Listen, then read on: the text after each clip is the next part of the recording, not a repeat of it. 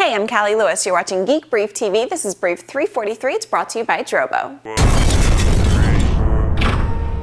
Yahoo is doing everything they can to avoid the Microsoft takeover. Yesterday, they announced that they're close to reaching a deal with AOL to join forces. They also will begin testing ads from Google. Microsoft says Yahoo working with Google would give Google control of 90% of the search advertising market.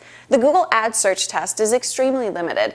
Google Ads will appear with Yahoo search results together with Yahoo Ads. The test will last for 2 weeks and will involve less than 3% of Yahoo search pages. We've seen phone watch combos that look almost good, and at least one that looked too good to be real. The MW2 is the best looking one so far. It has a 1.3-inch touchscreen, a 1.3 megapixel camera, FM radio, and stereo Bluetooth. It plays MP3 and MP4 files, and talk time is up to 300 minutes. It's also unlocked. The MW2 is produced by a European country, so I doubt we'll have a chance to see one in action. If any of you get one, shoot some video and tell us what you think. The other mobile phone watch that popped up about the same time had very similar specs, but it looks silly in comparison. Details are scarce on this one. It's probably from China, but we don't know when or how it might be made available. Grammarly is a curious service that adds a human component to the digital editing process. You write, paste the text into a field on the website along with an email address and submit it.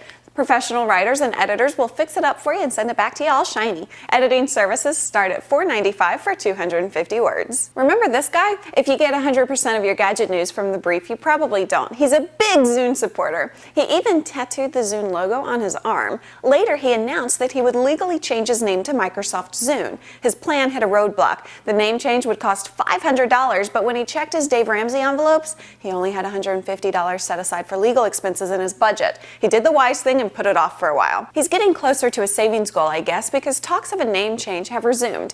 He posted a survey on zunescene.mobi with alternatives in case the name Microsoft Zune hits a snag with the legal types. The leading potential name in the survey is Mike Zune, and I want to just jump on board and say, go for that one! Microsoft has done historically notable things,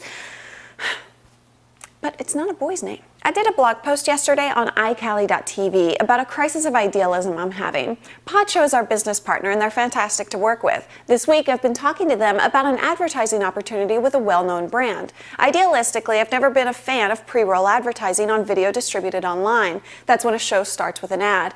This campaign opportunity would require pre-roll, and pre-rolls are financially rewarding. On my post, I asked readers to join the conversation and provide feedback. So far I've gotten 70 comments, which is a huge number, but relative to the number of people who download the brief, it's not so big. The people who have commented are mostly friends on Twitter.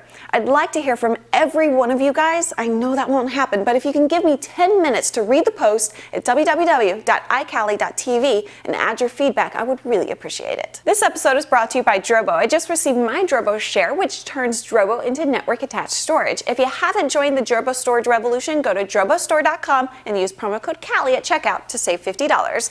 And the winner goes to...